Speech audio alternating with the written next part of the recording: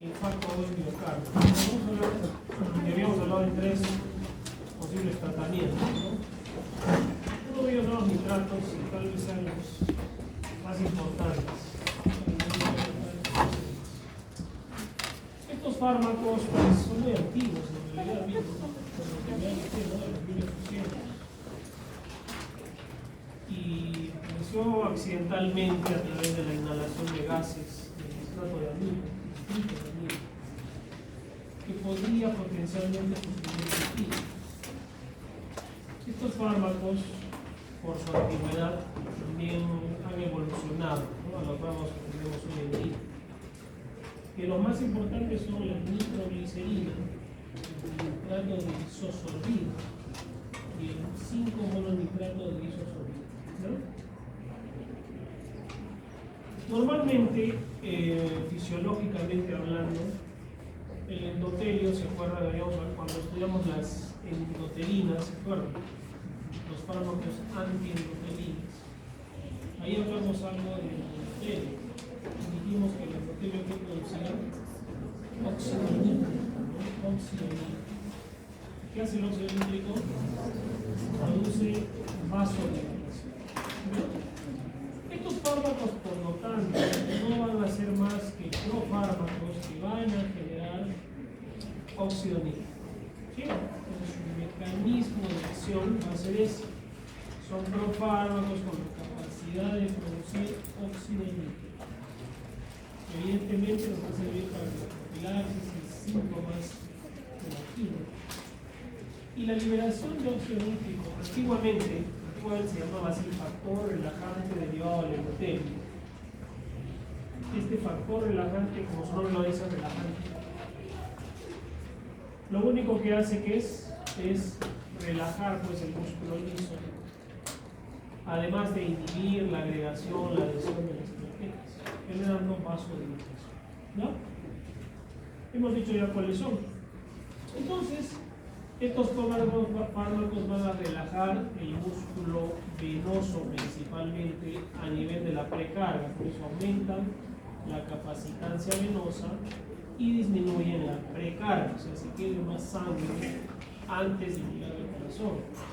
También, ¿se acuerdan? Podrían participar en disminución del gasto cardíaco, disminución de la tensión de las paredes ventriculares, la regeneración generar menos trabajo, ¿sí? Y van a tratar de equilibrar de esta manera el aporte de oxígeno con la mayor demanda que se está exigiendo ese corazón sometido a estrés, ¿no? Entonces, ¿cuál es su mecanismo de acción? Ya lo hemos dicho. Son donadores de óxido nítrico, productores de óxido nítrico. ¿Qué van a hacer? Vasodilatación sistémica, sobre todo disminuyendo la precarga a nivel de las venas y a nivel coronario. Los nitratos, por ende, son vasodilatadores.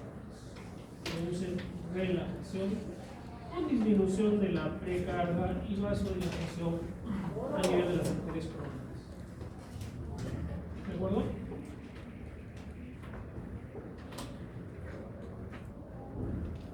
Entonces, ¿cuál es el fármaco más utilizado? La nitroglicerina. La nitroglicerina tiene múltiples presentaciones.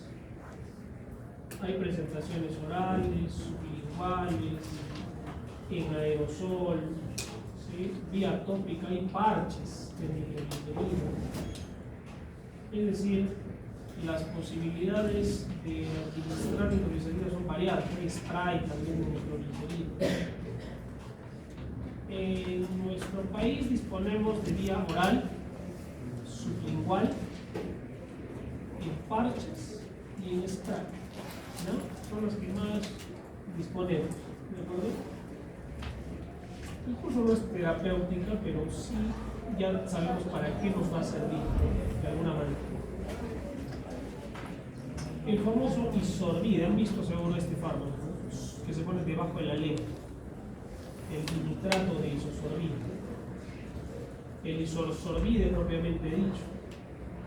Son pues, junto con la nitroglicerina, fármacos más utilizados en los pacientes con angina sintomática, ¿no? Para hacer un fármaco que se usa en emergencias, ¿no? Porque es un paciente que está con dolor o que está empezando el infarto, ¿qué características debería tener este fármaco? Debería ser que es liposoluble, alta liposolubilidad para que atraviese las membranas, ¿no? Se absorbe por cualquier vía, por eso les decía que hay de todo tipo. Y esta rápidamente se transforma para formar óxido nítrico y producir su efecto final. Es decir, este fármaco se ideó, se fabricó con el objetivo de tener una respuesta rápida, ¿no? Y es así, el paciente que está con dolor le pone una nitroglicerina sublingual y muchas veces le calma, ¿no? Pero si es una angina inestable no le va a calmar, ¿no? Y probablemente va a seguir. Pero tiene esa acción tan rápida que la hace útil en situaciones de emergencia, ¿no? Ustedes se acuerdan de las vías de administración, ¿no? No he dicho que hay una vía de administración intravenosa, pero una vía sublingual se asemeja, ¿no?, a una vía endovenosa, porque no va al aparato digestivo, sino se absorbe directamente en los vasos, ¿no? Entonces es de las más utilizadas. Hay spray también para administrar vía sublingual, que tendría el mismo efecto, ¿no? Su vida media es corta, de 1 a 4 minutos, se elimina por vía renal. ¿Cuál es el objetivo de generar nuevos y nuevos fármacos donadores de óxido nítrico? Justamente que tenga mayor biodisponibilidad. El 5-mononitrato de isosorbida, que es de los más modernos, tiene una biodisponibilidad del 100%. Es decir, ¿qué significa eso? ¿Qué significa? Que tú tomas 10 miligramos y 10 miligramos llegan a la sangre, ¿no? Son realmente útiles, por lo tanto, en situaciones de urgencia y emergencia. ¿Cuál es la diferencia entre urgencia y emergencia? No es lo mismo. ¿Qué es urgencia? No hay riesgo de vida, ¿no? Emergencia es riesgo de vida, muerte.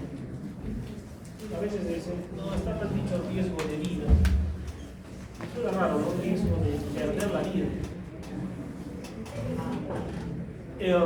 En cambio, en urgencia no es algo que sí puede esperar una zona. Por ejemplo, cuando un paciente se atiende en emergencia, en el área de emergencia en un hospital, hay 4 categorías de atención, ¿no? Nivel 1, 2, 3 y 4. ¿Sí? Grado 1, nivel 1, es pues las que merecen atención inmediata: un paro cardiorrespiratorio, un estatus interés, un paciente que viene con pérdida de conciencia, con reacción, o una hemorragia masiva, una fractura expuesta, desangrándose, un TEC grave, son prioridad 1. En cambio, las prioridades 2, 3 y 4 ya van disminuyendo en la necesidad de atención inmediata. Por ejemplo, va un paciente de emergencia con gripe, le duele la cabeza, tiene moco, puede decirte que se muere, ¿no? Pero le dice, señor, eso no es una emergencia, lo vamos a atender, pero de acá a un par de horas. Ay, se pone a gritar que acá uno tiene que estar muriéndose para venir. Justamente de eso se trata. Por eso es una emergencia.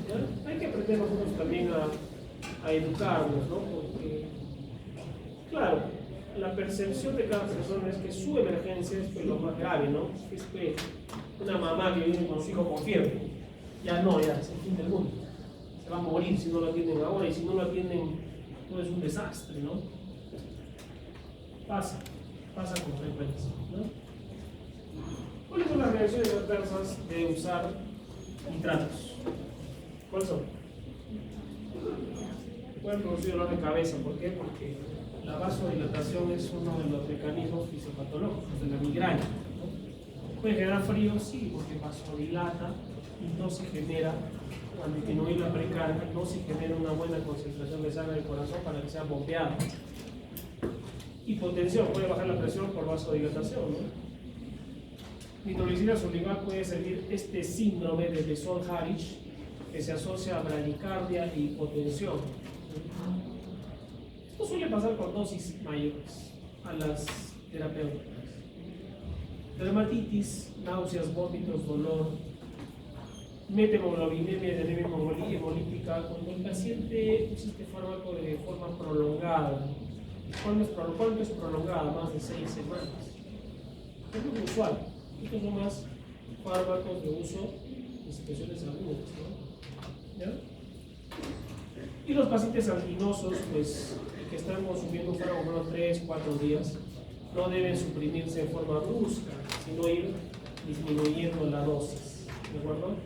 Porque pueden generar un efecto rebote y producir otra vez angina, presión alta, vasoespasmo coronario, incluso les puede dar infarto de nuevo.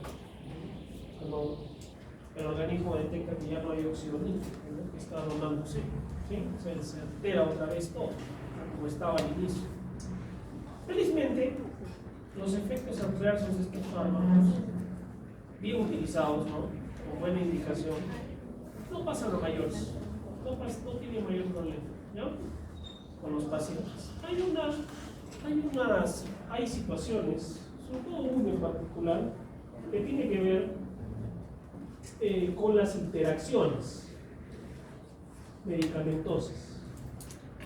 Hay un fármaco, sobre todo los inhibidores de la 5-fosfodiesterasa, como el Viagra, ¿se acuerdan del sildenafilo, Cialis o el tadalafilo, que inhibe la degradación del GNP cíclico, por lo tanto, a nivel de los cuerpos cavernosos en el hombre, producen pues concentración de sangre. ¿Qué pasa? Cuando se utilizan estos fármacos y se las asocia nitroglicerina o nitratos, pueden generar ¿qué? Disminución de la presión sistólica severa, incluso shock. Y si el paciente tenía un problema coronario, no le va a llegar sangre al propio corazón y le puede dar un infarto, ¿ya? Y entonces, ¿en quién puede pasar esto? Un paciente de repente mayor, ¿no? Que esté tomando, que use sildenafil o Viagra y que a la vez le indiquen, por eso hay que preguntar siempre, ¿no? ¿Qué está tomando, qué no está tomando? Para evitar esta interacción, hay que tener cuidado, ¿ya? La incidencia más frecuente que se ve con dosis terapéuticas y que es casi idiosincrático, depende de cada persona, es el enrojecimiento facial, la cara, el cuello, dolor de cabeza, náuseas y vómitos, ¿ya? Y menos frecuente, metemoglobinemia, visión azulada, el paciente dice que ve azul, lo manifiesta, no es un síntoma, no lo puedes identificar. Y rash cutáneo.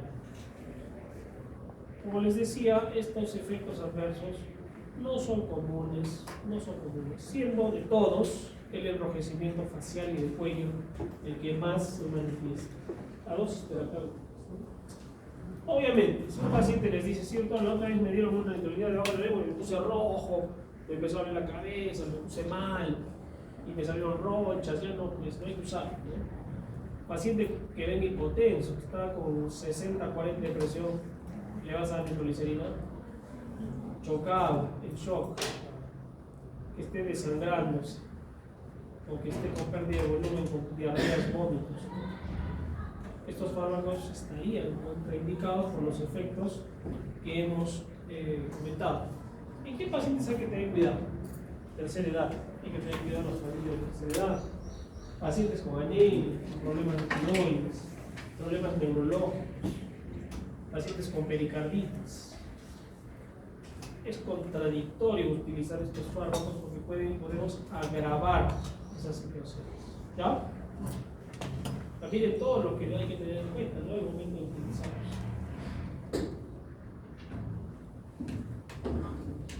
Las principales interacciones. ¿Quiénes atenúan el efecto de los nitratos? Acetilcolina, histamina, noradrenalina. Intensifican el efecto hipotensor, el alcohol, antihipertensivos, opiáceos. O, si lo das pues, junto con otros vasodilatadores, se va a potenciar pues, el efecto hipotensor, ¿no?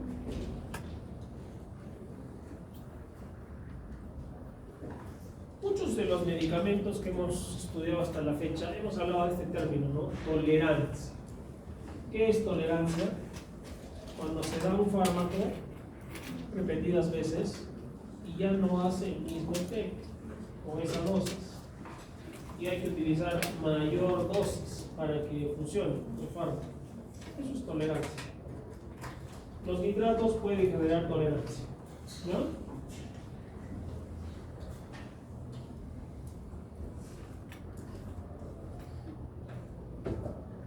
Siempre que vamos a terminar el tratamiento con estos fármacos, hay que tener cuidado en que no sea brusco.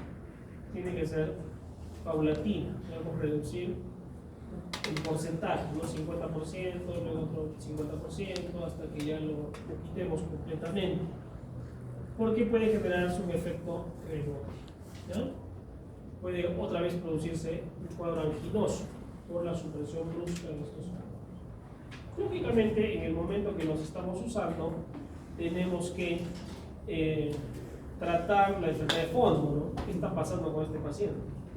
Porque los nitratos al final van a curar al paciente, van a ser netamente ¿qué?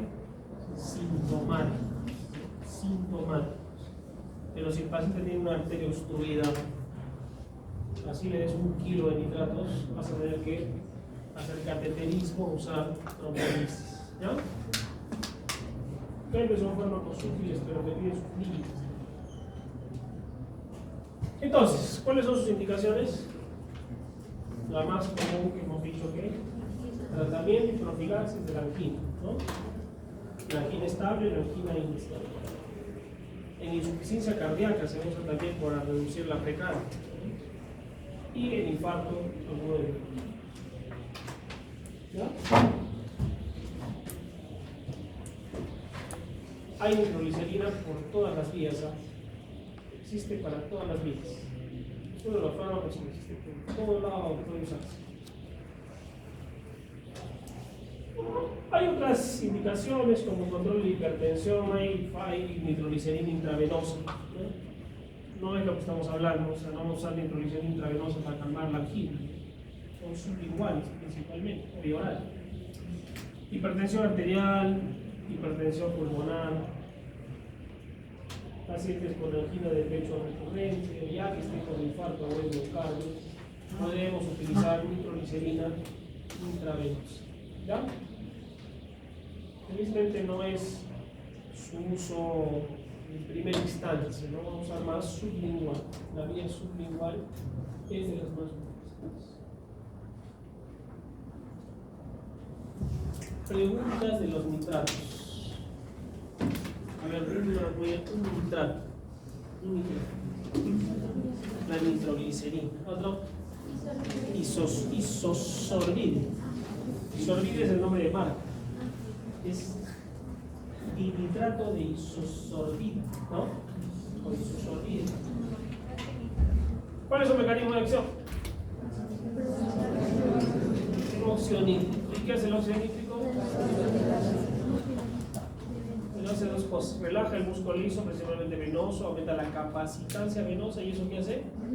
Disminuye la precardia, pero también produce vasodilatación coronaria, ¿no? Un caso clínico les puedo poner, ¿no? Paciente de 70 años es ingresado a emergencia con dolor torácico severo y disnea. Le toman un electrocardiograma y es un infarto o miocardio. ¿Qué pasó con el paciente?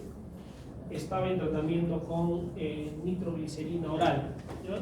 Porque hace 2 meses tuvo un problema anginoso y esa noche consumió un fármaco que, según él, inmediatamente lo tomó, le vino el dolor, le vino sudoración fría y pérdida de conciencia. Lo más probable es que ese fármaco tiene como mecanismo de acción el siguiente: A, produce óxido nítrico. B, es un inhibidor de la 5-fosfodiesterasa. C, es un bloqueador de los canales de calcio. O C, es un bloqueador de los receptores beta 1. La, atrás, ¿cuál es? ¿Cómo se llama ese fármaco? son varios, ¿no? Pero el más usado es el Viagra, ¿no? El sildenafil. Sildenafil. ¿Cómo se descubrió el sildenafil? Curioso. Se buscaba un fármaco, porque la nitroglicemia existe de los 1800, como han visto. Entonces se buscaba un fármaco que genere vasodilatación para tratar afecciones coronarias, cardíacas. Entonces cuando empezaron a estudiar el fármaco, le dieron a todo el mundo, pero se dieron cuenta de un efecto adverso en los hombres, ¿no? Todos reportaban que tenía efecto en erección permanente, ¿no? Entonces, ¿qué está pasando? Lo volvieron a hacer y se repetía. Entonces, quitaron el uso para cardíaco y nominaron comercial, que es un genio del comercio, y giraron el rubro hacia el uso de impotencia sexual. Y hasta ahora se vende, ¿no? Entonces, pero no lo podemos asociar, no deberíamos juntarlo con nitratos. Vamos a hablar entonces ahora de los bloqueadores de canales de calcio. En realidad son bloqueadores, ¿no? Bloquean el canal de calcio, ¿ya? ¿Qué hacen? Producen vasodilatación arterial. El calcio participa en la contracción del músculo. Si no hay calcio, no se contrae, también se abre, se vasodilata, ¿ya? Y se va a trabajar con las paredes, por lo tanto va a generarse relajación y vasodilatación coronaria. No solo coronaria, entonces sistémica. Vamos a ver que hay fármacos de acción periférica y de acción central. ¿Ya? Central a nivel cardíaco. Entonces los bloqueadores de canales de calcio más usados, ¿cuáles son? Los que terminan en pino. Amlodipino, nifedipino, felodipino, nicardipino. Y los de acción central, cambia su nombre un poco, ¿no? Verapamilo y diltiazem. Verapamilo y diltiazem. ¿Ya? ¿Qué hacen a nivel vascular? Los vasos sanguíneos bloquean a los canales de calcio y eso genera vasodilatación. El tema que estamos hablando, vasodilatación coronaria. Y a nivel del corazón, ¿qué se hace, corazón? Disminuye el trabajo del corazón, disminuye el gasto cardíaco, disminuye la frecuencia cardíaca, disminuye la conducción, disminuye la contractilidad. Y ese corazón que estaba estresado se tranquiliza y mejora esto, el equilibrio entre el aporte y la demanda, ¿no? De oxígeno, igual que los nitratos. Este tiene también ese objetivo principal. Ese es el objetivo, ¿no? De todos los fármacos antidiarreinos. Y existe una clasificación que son las dihidropiridinas, que son las más antiguas. Y dentro de ellos el nifedipino, que es el más antiguo, el amlodipino, femenino, masculino, igual. Y hay unos preparados, unos no dihidropiridinas, ¿no? También se llaman así, como el diltiazem y el verapamil, ¿ya? Que son derivados de benzodiazepinas y derivados de fenilalquilaminas. Mejor decir que dihidropiridinas, no dihidropiridinas, ¿ya? Ambos son utilizados, sí, son de uso común. Amlodipino es un fármaco muy utilizado en hipertensión arterial, ¿ya?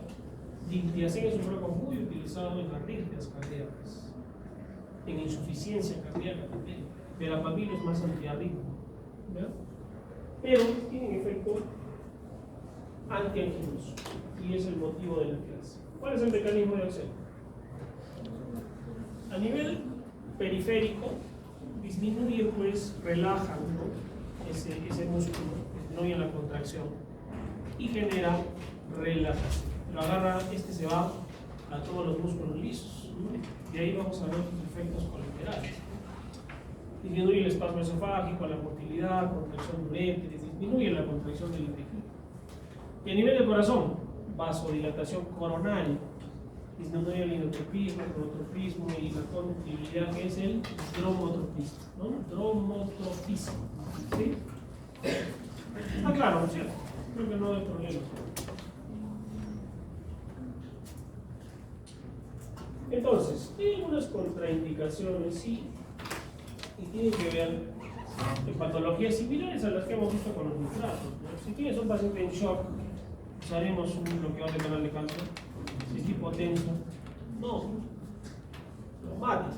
Si viene con 60-40 de presión, no le vas a dar amlodipina. ¿De acuerdo? Verapamil, lo que es más antiarrítmico, pacientes con bradicardia severa, insuficiencia cardíaca severa o arritmias que estén hacia abajo, hacia bloqueos completos, no. Más bien sirven para disminuir la frecuencia cardíaca, un paciente que tenga 150 de frecuencia cardíaca. Ahí sí es más útil, ¿no? En disminuir esa frecuencia. ¿Ya? Pero si es lo contrario, si viene un paciente con 40 de frecuencia cardíaca, esa es una contraindicación para el uso de dimpiacén y verapamil. Esa es una pregunta. Paciente, mujer de 70 años, que empieza por emergencia y tiene una frecuencia cardíaca central, ¿eh? De 40. Usted no debe hacer lo siguiente. A. Ponerle un marcapaso. B. Llamar al cardiólogo. C. Darle amlodipina. ¿Cuál es la respuesta? Llamar al cardiólogo. Darle amlodipina. No le vamos a dar amlodipina. ¿Ya?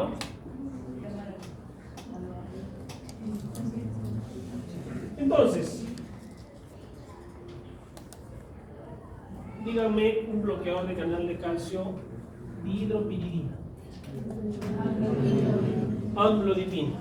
Otro, nifedipina, nicardipina. Más usado. ¿Cuál es su mecanismo de acción?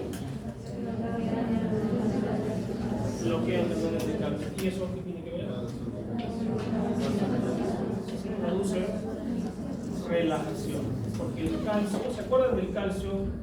Del potencial de acción cardíaco, no del ciclo cardíaco. La célula cardíaca nunca llega a reposo, ¿no? Nunca llega a reposo, porque es una célula que está siempre excitada, igual que las neuronas. ¿Cuánto es el potencial de acción cardíaca en milivoltios? Menos 90 milivoltios. Entonces hay una fase 1, ¿no? De entrada de sodio, pero hay una fase 2 de entrada de calcio, que es donde se produce el efecto inotrópico, la contracción cardíaca. Se bloquea entonces ese canal de calcio y no entra calcio. Y ese corazón se tranquiliza, disminuye el gasto cardíaco. Pero también que disminuyan estos fármacos, no solo la contracción, sino que más la frecuencia cardíaca y la conducción. Por eso también son antiarrítmicos. Entonces, si yo les digo disminuye el inotropismo, ¿qué significa? Disminuye el cronotropismo, la frecuencia, dromotropismo, la conducción. ¿De acuerdo? Y a nivel periférico, ¿qué hace? Relajación. Relaja las arterias. Por eso sirven también como antihipertensivos. ¿Ya? Dentro de las no dihidropiridinas hay dos principales. ¿Cuáles son? Dimpiacén y verapamil. Ambos son útiles en qué? Insuficiencia cardíaca, en angina también, obviamente. Pero también son antiarrítmicos. Pero en arritmias hacia arriba, donde hay taquicardia. Si viene un paciente con 40, no le den pues un bloqueador de calcio, ¿no? Es una contraindicación. Hay un efecto adverso a los bloqueadores de canales de calcio, sobre todo el amlodipina, en todos los pacientes, que es que pueden producir edema por la vasodilatación que produce. Edema en miembros inferiores. ¿Cuál es la solución? ¿Asociar el diurético? No. Que lo tome en la noche. Pues en la noche está echadito el paciente y no se genera tanto edema porque no está haciendo actividad, ¿no? De preferencia, entonces, para nosotros vamos a hablar de noche. En el caso de hipertensión arterial. En el caso del efecto antianginoso, la verdad su utilización va a depender del grado de angina del paciente, aunque los de elección son los nitratos, ¿no? Se le puede asociar un bloqueador de calcio a un nitrato para incrementar el efecto antianginoso, ¿no? Pero los antianginosos son de primera elección, es decir, tenerlo a la mano, ¿ya? Una contraindicación de un bloqueador de canal de calcio.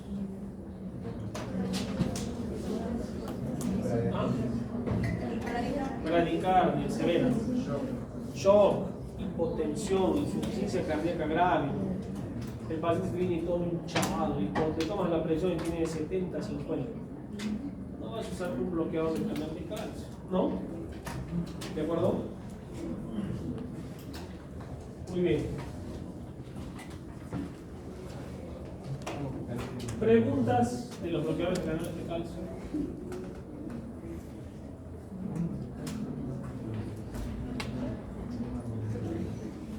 Preguntas. Periférico. Es más periférico, porque tiene que ver con actividad. Más actividad, la persona todo el día, toda la noche y hinchado. Eso pasa muy frecuente con antidiabético. No es motivo de retiro del fármaco, ¿no? Simplemente hay que decirle que lo que te mucho, ¿no? ¿Cuál es el tercer grupo de fármacos?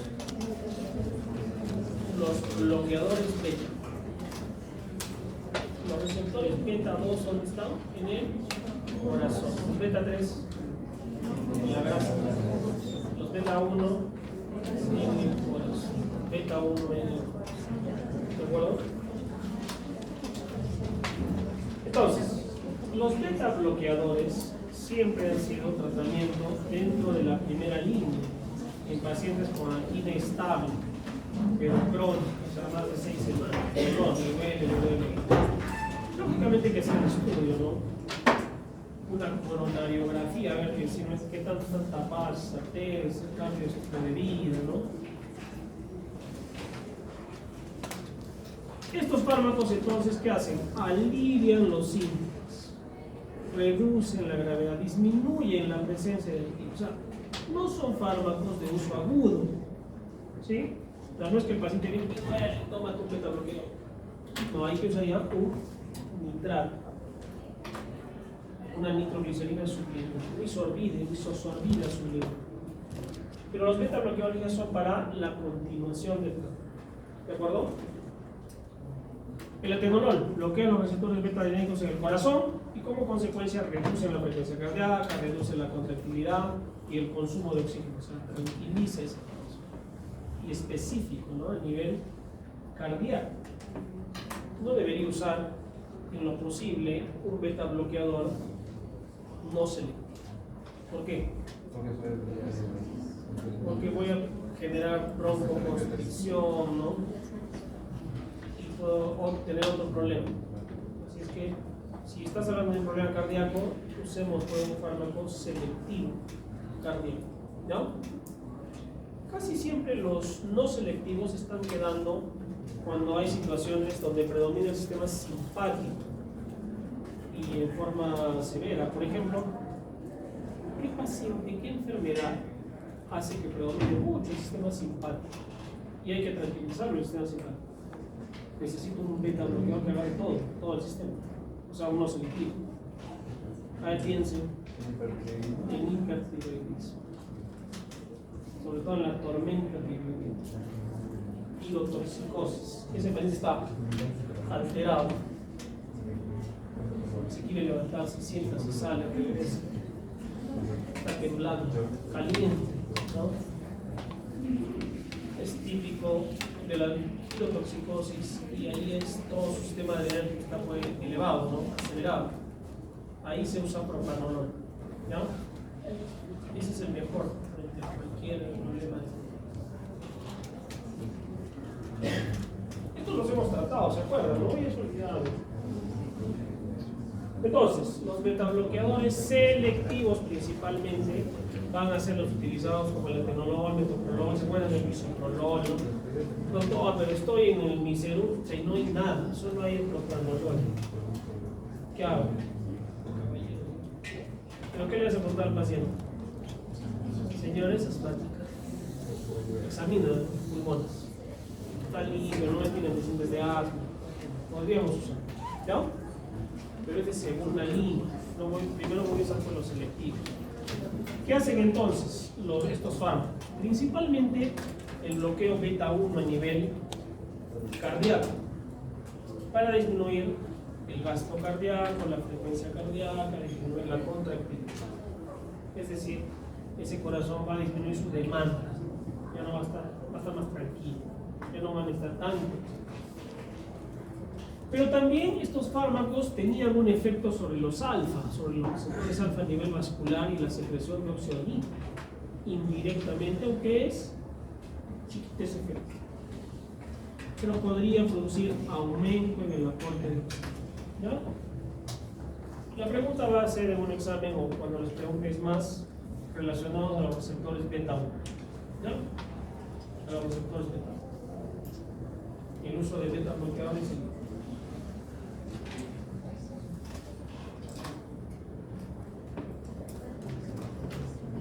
Entonces, hay preparados orales, no hay sublinguales. Hay endovenosos, sí, pero no tenemos en nuestro medio.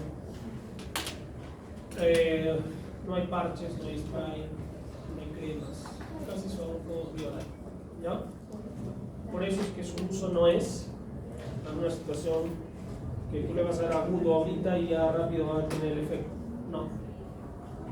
Son para uso en una angina estable crónica o un paciente con insuficiencia cardíaca. Pero no es el tema, estamos hablando de antianginosos. ¿Ya? Entonces, hasta acá, si viene un paciente de 59 años diabético, agárralo así. ¿Qué tienes que hacer? Gritas.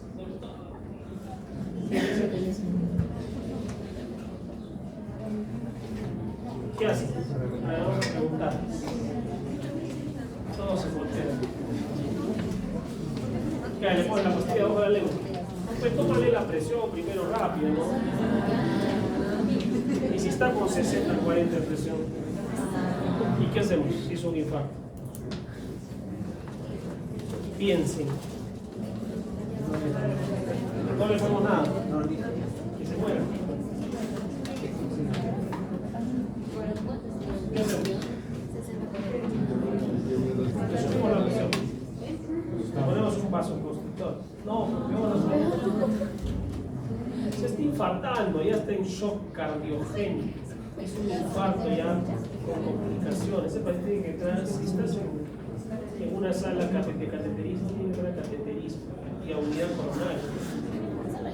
Porque hay que usar fármacos y vasopresores, pero de uso cardíaco. ¿Se acuerdan? Yo les dije uno, ¿puedo leer? Eso es.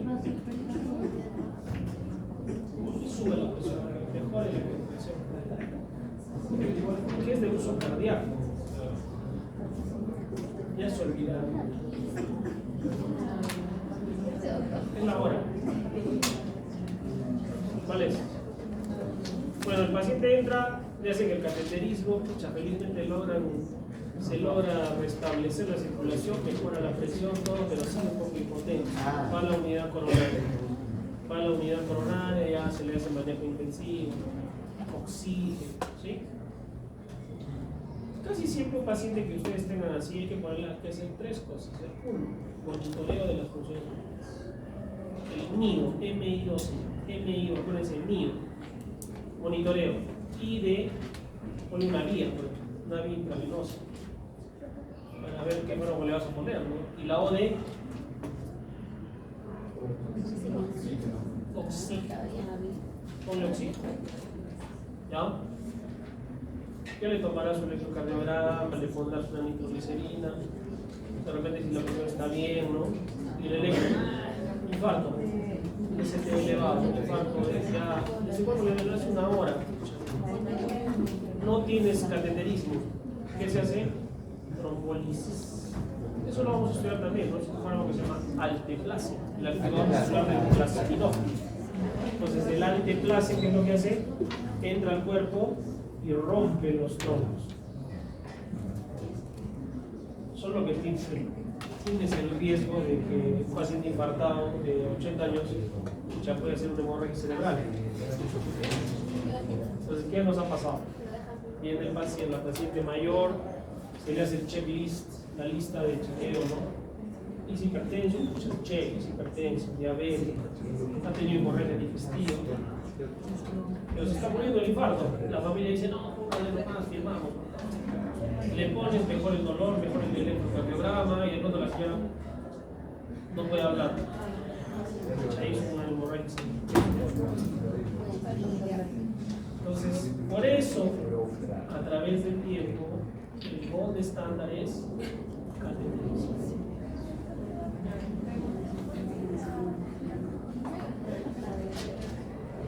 Sagrado. Porque anteplace, si tienes un paciente que no tiene antecedentes, nada de cuadros hemorrágicos o formadora de trombos, por ejemplo, los diabéticos son formadores de trombos en todo el cuerpo. Solo por ser diabético una persona ya es factor de riesgo para infarto. Así es, hay lesión endotelial mínima. Entonces, ¿qué pasa? Las arterias de los diabéticos tienen lesiones, ya se fueron por rico. Mira el teplace, lo abre todo. Sangre. Ese es el.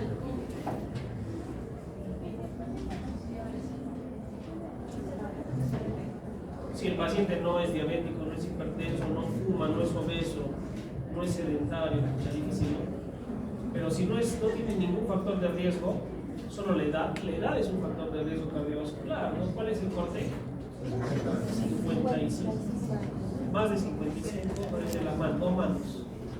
5 ya es factor de riesgo cardiovascular, ¿no? Sus posibilidades aumentan, claro. De supervivencia, claro, hemos tenido full pacientes que se han salvado con trombolisis. O sea, no digo que la trombolisis es mala, es buena, imagínense, si no tienes, ¿qué vas a hacer? Tienes trombolisis. ¿Dónde más se usa trombolisis? Trombolisis. Ahí viene el nombre. Viene un paciente con ACV. El señor que tiene 80 años y de pronto la hija se dio cuenta, estaba comiendo y dijo, no, se quedó ahí. Papá, y lo anotan que estaba y no podía hablar. Y lo levantan y no mueve este brazo. Todo este lado derecho no lo mueve. Se asusta, lo llevan a emergencia rápido. Y felizmente si llega rápido, sí. Pero ahí es peor. El cerebro no aguanta más de 3 horas. 3 horas, no hay que 6 horas. Porque el corazón hasta 12 horas se puede hacer trombolisis. Pero el cerebro no. Si se pasa de las 3 horas, llega en 2 horas al hospital. ¿Qué se hace? Trombolisis del cerebro. Con el mismo fardo, solo que otras dosis. Ahí no es que vas a entrar con un catéter al cerebro, a sacar el trombo. Eso es para el corazón. Cateterismo cardíaco es el molestante. Es más, se dice de que hay tiempos. Si ustedes revisan los protocolos, dice desde que el paciente llega y ya tú diagnosticas el infarto hasta que pase la puerta del cateterismo no debe pasar más de 5 minutos. Sí, eso fue en Estados Unidos, acá le dice, señora, tiene CIS, vaya a sacar su CIS. Ayer no tiene CIS, ya. Hay que poner anteplace. ¿Cuánto cuesta el anteplace? ¿Tienen idea? Cada frasco. A ver, el manejo de trombolisis cardíaca, de un infarto, es con 2 frascos de anteplace. Los 2 cuestan 5.000 soles. Entonces le dices a una paciente que escucha conmigo, ¿no? Que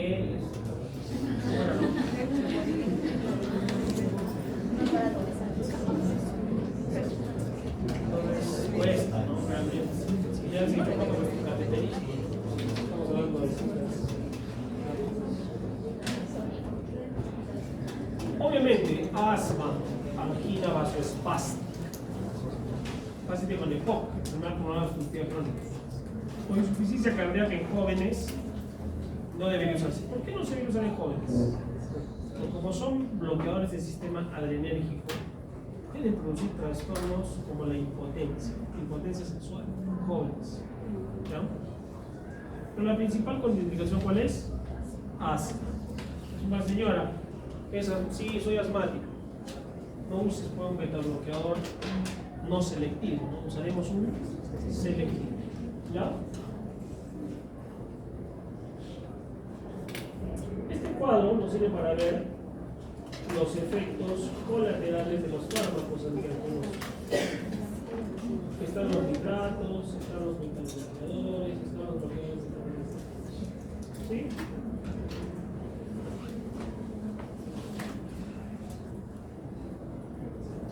El único que tiene que ver con el pulmón son los metabloqueadores.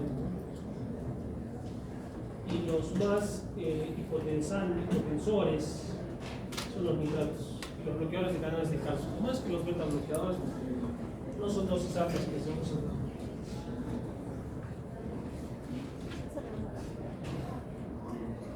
Preguntas de los metabloqueadores.